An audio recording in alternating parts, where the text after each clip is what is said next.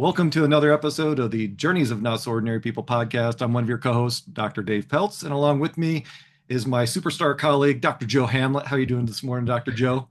I'm doing fine. I see you already on a tinge, so Yeah, we'll see how this goes. I think there's a difference between green tea and coffee, and I think I'm just experiencing what that is. Okay. Welcome to the Personal Professional and Career Development Podcast. Thank you for returning. If you're a returning guest or listener, and if you're new, hope you enjoy the show. Stand by. We think this is going to be another good one. For those of you that are watching, you will notice that we have a guest speaker, Yvette Bodden, with us. How are you doing today, Yvette? Hello, how are you? I am well, thank you. Why don't you tell our audience a little bit about yourself, and then we'll jump into today's topic. Oh man, we don't have enough time for that, but I'll try to shorten it for you. So, I am the author and founder of Awakened Woman and the host of the AW Confidential podcast, also the author of A Journey to Becoming the Best Self. And that's where my story began. A Journey to Becoming the Best Self was a book that I wrote after a painful divorce, one of those life-changing events. It triggered a debilitating depression.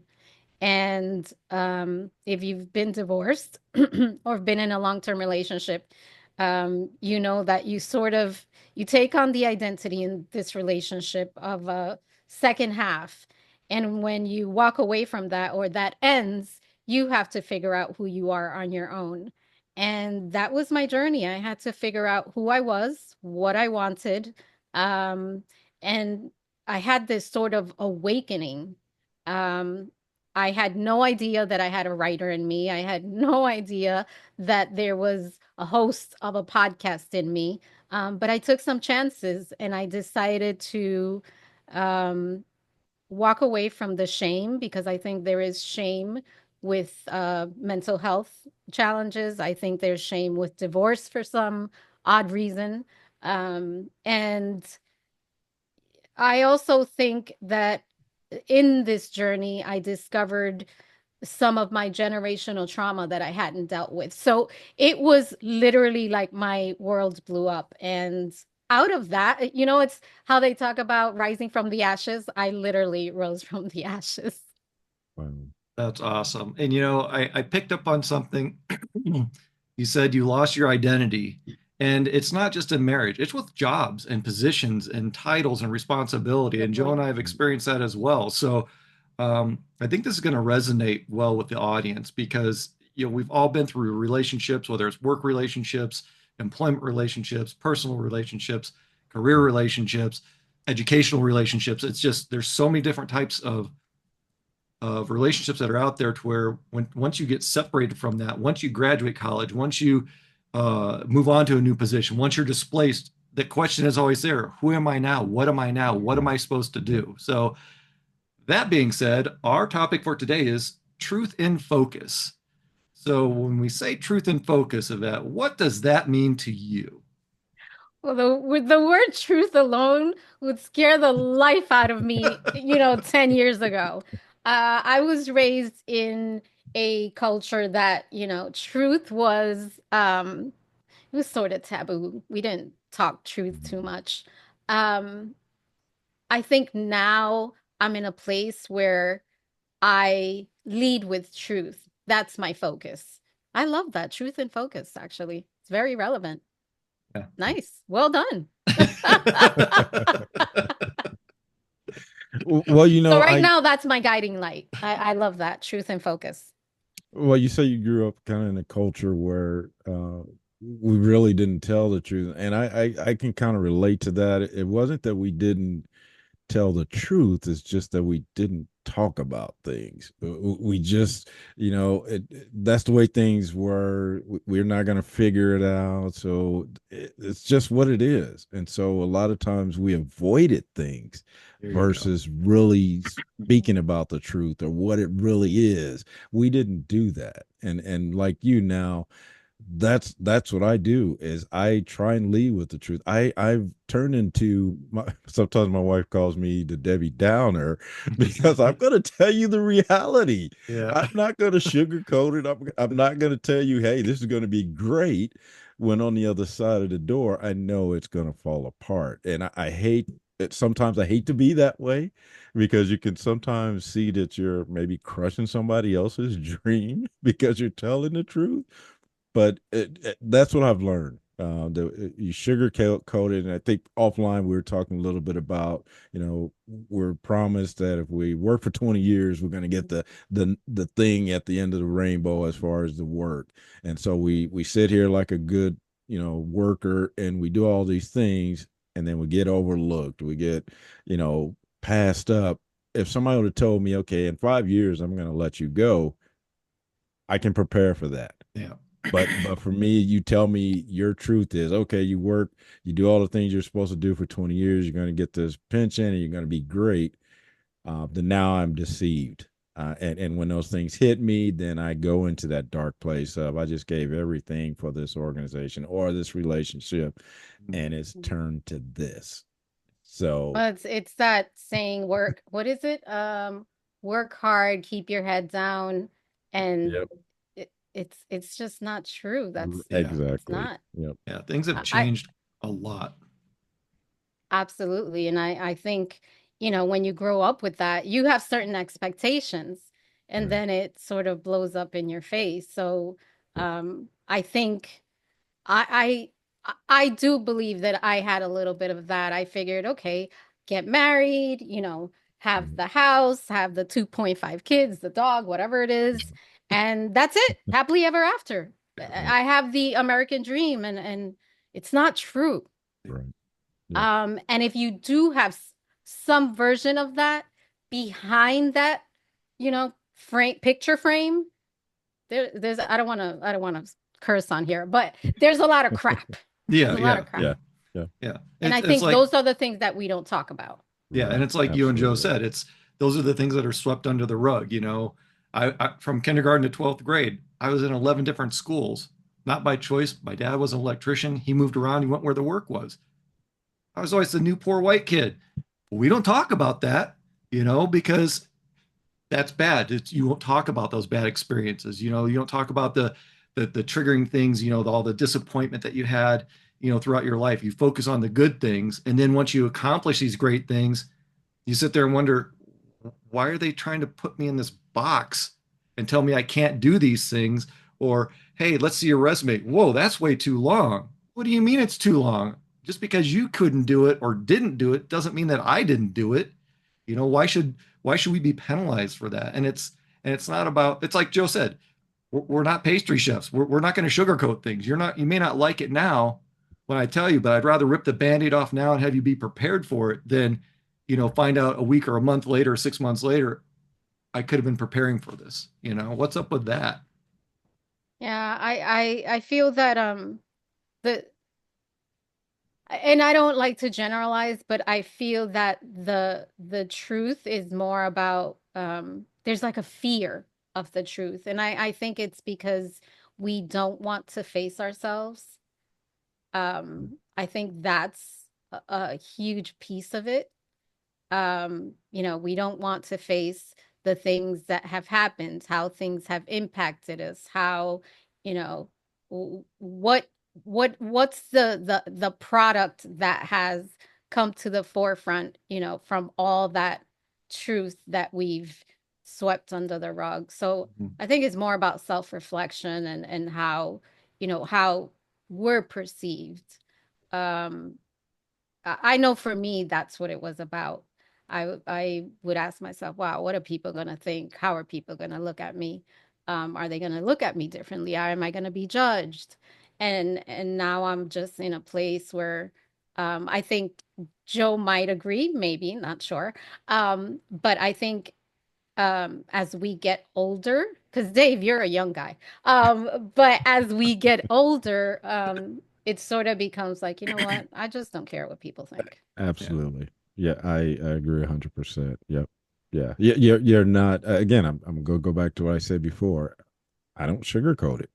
I tell you what I feel, what I think the outcome is gonna be.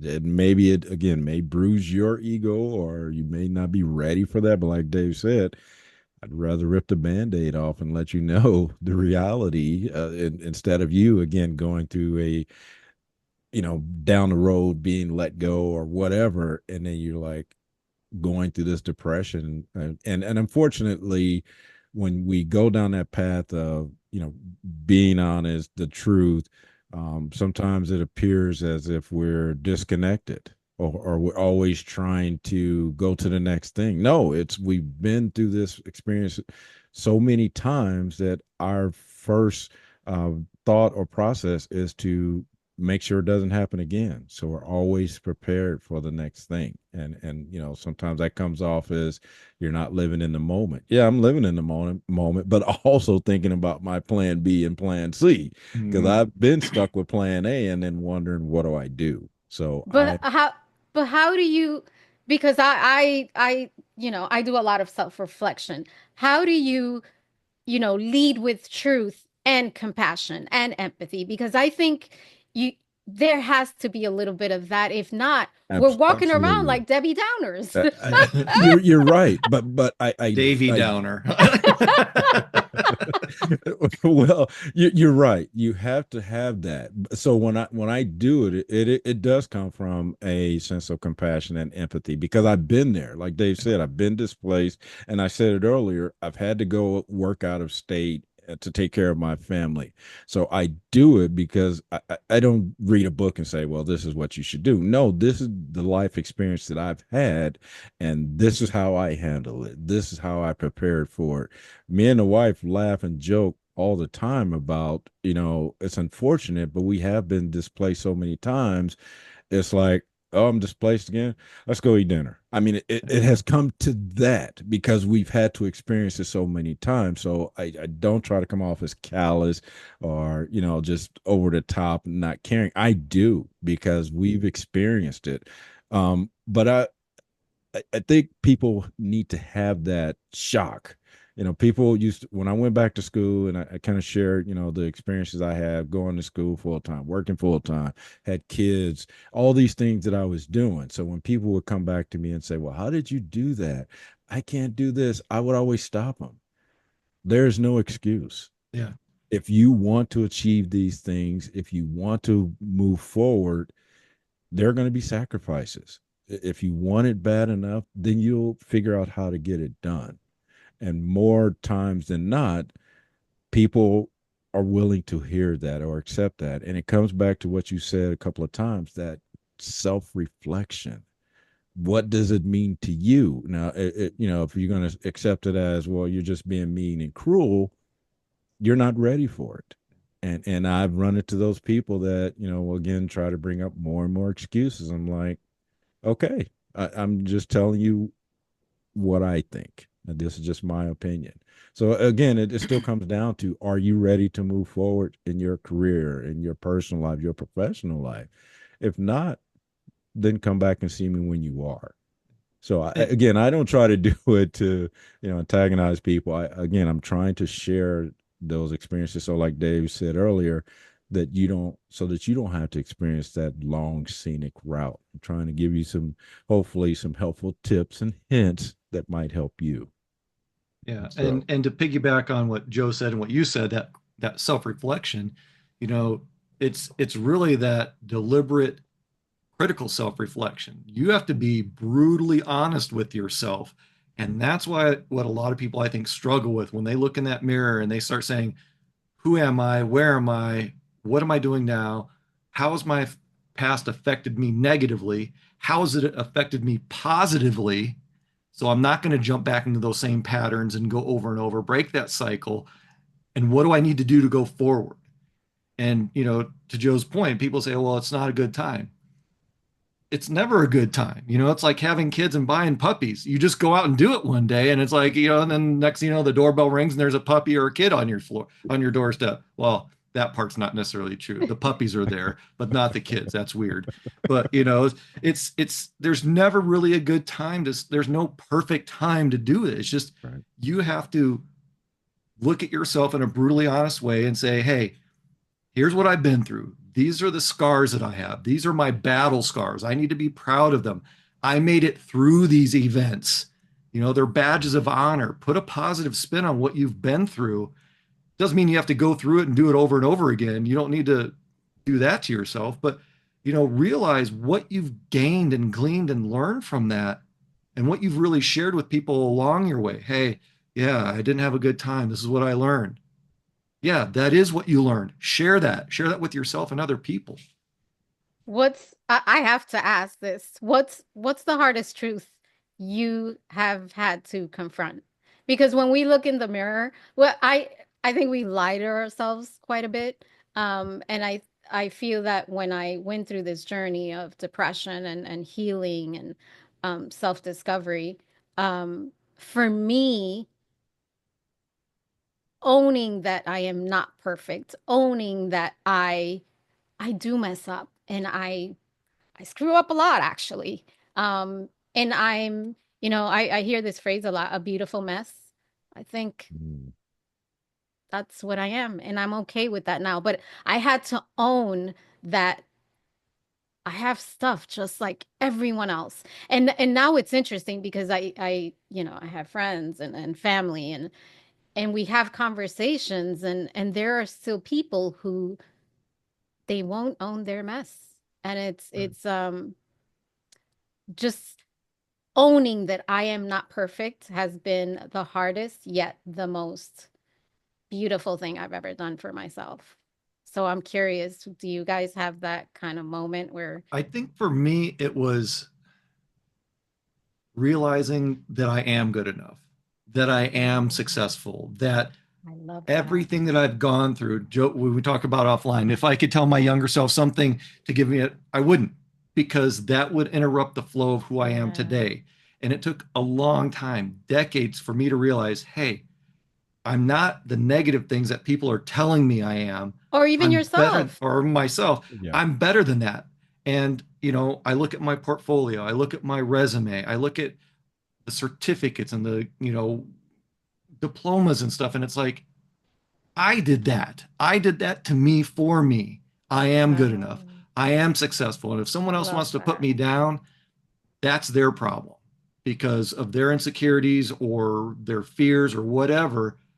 I did do those things and Wow. I'm proud of them. I'm proud of myself. And that was my biggest thing is to realize, yes, I'm proud of what I've accomplished. I'm proud of the bad times and I'm even more proud of the great times because those bad times fueled me into doing what I was able to do. I love that. Thank you for sharing that. And you know what? I think we can all relate to that, and I am enough. I am somebody like the NFL commercial. Um, I think that's something that at some point most of us, I think all of us, but most of us have definitely struggled with. And you described it beautifully. I could totally relate to that.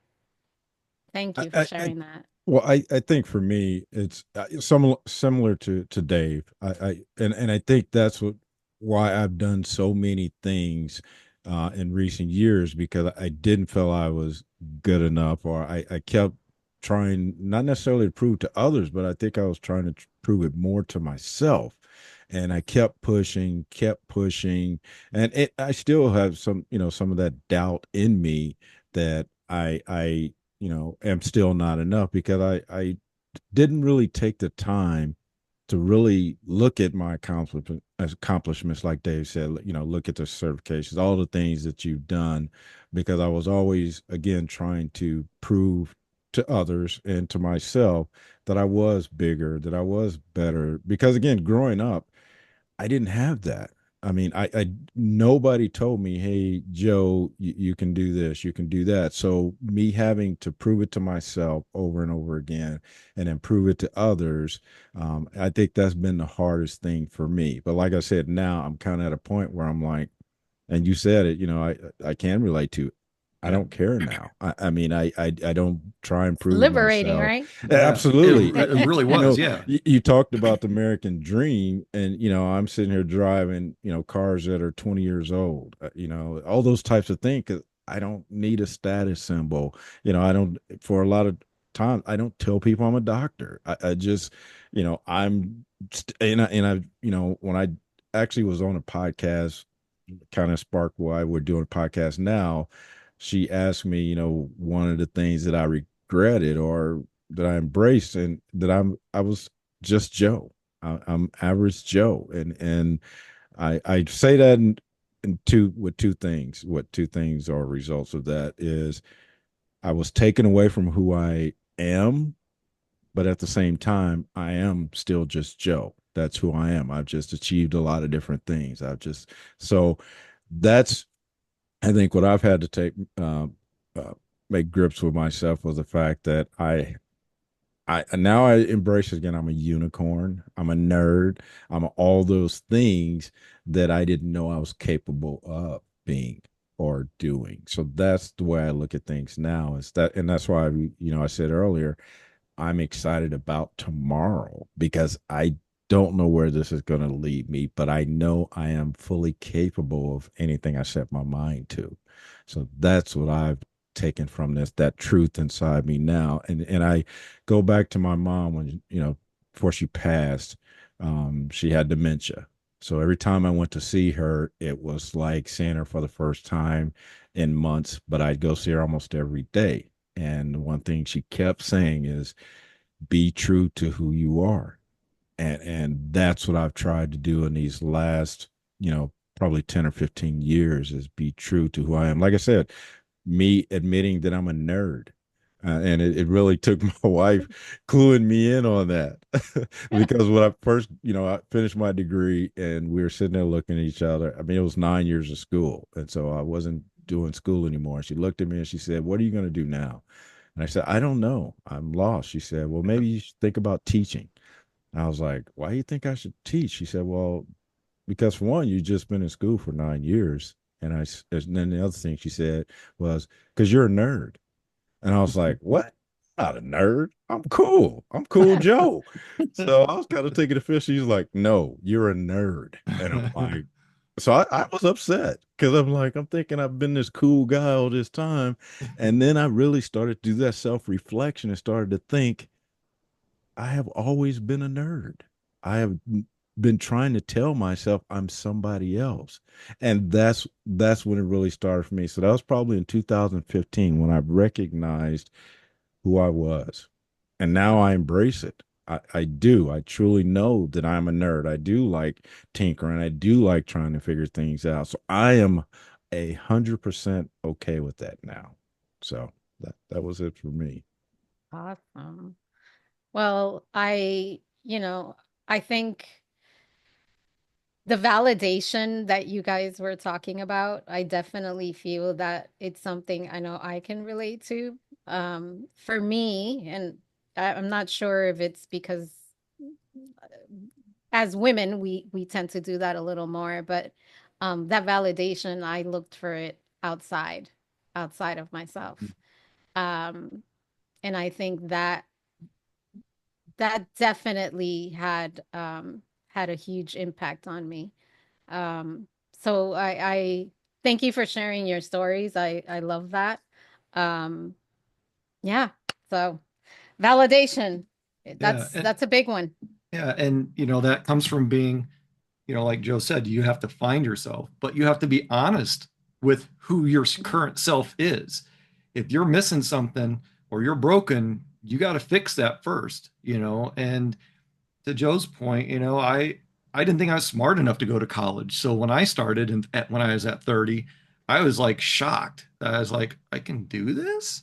And then I got my bachelor's and I was like, oh, I can do this. And then I got my master's and I took a break. And then to get my doctorate, I was like, oh man, what did I get myself into? I thought I could do this. I don't think I can. And then when I did it, it's like, hmm, I'm smart enough. I'm smart enough. I can stop listening to those people who tell me, oh, you just have a this. Oh, you just have a that. You don't have a this. You don't have a that. And it's like, but what about everything else that I have accomplished? You're diminishing me over one piece of minutia instead of the other 10,000 things that are on my plate that I've accomplished. And I had to learn, and I believe Joe had to learn to stop listening to them and stop believing them because it's like, why am I listening to you when you haven't even done half of what I've done? You know? And I think that's a thing that a lot of people need to overcome is stop listening to all the negativity and pessimism that's The out there from noise. other people all the hate and negativity. It's like, let's focus on the positive that we bring to the table, and then nurture what we can with those people to help, fill those little gaps that they're missing. You don't have that one thing, so you can't get that job. That's that one thing. Okay, I'm You going to get hear that one that thing one a tomorrow. lot. Then you better Yeah. hire me. And it's like, oh no, we can't. Now, what's your excuse? What's your reason? So stop listening to all that. Focus on all the positive things that you've done. And Joe and I say, if this podcast, if just one of our podcasts out of our 160 plus, yeah, I'm throwing it out there. I'm a number dropper too, Joe. 160 episodes. If one of those episodes helps one person, we've done what we're supposed to do, what we're supposed to do. And if it takes us 500 episodes to touch that one person, then we're going to do it. Oh, wow. I'm sure you've touched many people with your conversations. I mean, before we jumped on here, we talked about some of the episodes you did. And I mean, there's no way you haven't touched, your audience in some way. So I think you've already accomplished that. You just don't know. You just don't know. And we don't need to know really, it's just, we're doing it because like Joe said, we don't want people to take the long, painful, scenic route like we did. We didn't have those coaches, those mentors, those people, when we were growing up, especially early military. It's like, we had to learn things the hard way, and sometimes repeatedly, because sometimes I think half my head is made of rock or granite or something like that. So, but so we've got about 4 minutes left, and that's a little. Man, you guys talk. Oh Wow. my goodness. That's Now the it comes first out. time we heard that. Wow. Yvette Bodden, everyone. No. Hey, take it or leave it. That's just me. Right. So in our last few minutes, Yvette, what are your final thoughts and takeaways on truth and focus? I mean, what can you share? What do you want to leave the audience with that's impacted you, that you're hoping that will impact them? I say for me, don't be afraid to dig deep. And I know that's easier said than done. I've had to dig through decades of ugly. There's a lot of beauty, but there's also a lot of ugly. So I would say, don't be afraid to dig deep. Your journey is yours, and you don't even have to involve anyone else in it. It's literally, you have to walk that path alone. And it is scary and it does get dark. But what can flourish out of that is something just so much more beautiful, and so much you can come out of it so much stronger, that it is worth it. It is painful, but it's so worth it. So I would say, don't be afraid to dig deep. I think we spend, and I wanted to mention this because we're talking about truth in focus. I think it's important to remind ourselves, like, a lot of the things that we tell ourselves are lies. We tell ourselves a lot of lies. And the digging deep part, when you get to the core of who you are, you'll find there's a lot of good there. And, the lies will sort of dissolve on their own, and you'll get the deeper you dig, the more you'll be in touch with that core, and you'll see the beauty of who you are. So I don't know. I feel that digging deep for that truth is key to our evolution as humans, as people, as partners, as daughters, as I think that's key. So I would say that. Awesome. Joe, what are your final thoughts? Well, I think we've already talked too much through this episode. So, it's the Joe and Dave show. No, Yeah. this is my personality, guys. I'm just giving it to you. Well, we do apologize. I mean, we did. No, I think oh my we gosh, did no, do I'm the so talk, kidding. but, I'm joking. By the way, everyone, we spoke about an hour before we hopped on this podcast. But I just want to say thanks for coming on here, Oh, Yvette. It's been a pleasure having you. Like thank I said, we've you. had a long conversation prior to this, and it's just been fun. But I just want to touch on what you said, that the fact that we do have to dig deep, and that's when the growing is going to occur. That's when the learning is going to occur. And you're right. That what comes up out on the other side is beautiful, and that's why I get so excited anytime we talk about this, because it's again, we're not really aware of what we're capable of until we go through that exercise. So thanks for reminding our audience for that. And so I'll just end it with that, but again, thanks for being on the podcast. Oh, thank you, Joey. You guys are awesome. This was the best way to spend this time. I mean, I haven't laughed this much in a while, so thank you. You're very welcome.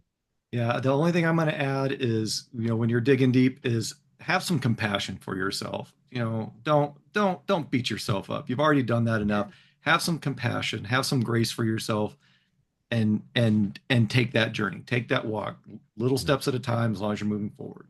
Wow, that was a Um, sweet spot, Dave. so we want to thank Yvette for joining us on this episode of the Journeys of Not So Ordinary People podcast. If you want to reach out to Yvette, we'll have all of her contact information in the description. It's wonderful having you on the show. We've met a few months ago, so it's great to finally have you here in the studio recording with you. An enjoyable episode. I just really enjoyed it. Yeah. Thank you. Yeah, I Same. mean, can't say anything else about it. It was good. It was fun.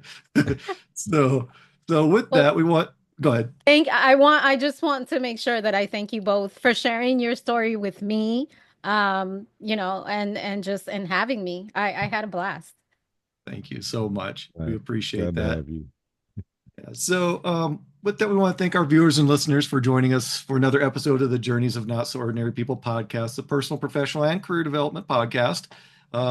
Please like and share and subscribe. That's how we get the word around. If you know someone or think of someone that could benefit from it, please share it. That's what we're here for. And until next time, we want you to continue being your not so ordinary you.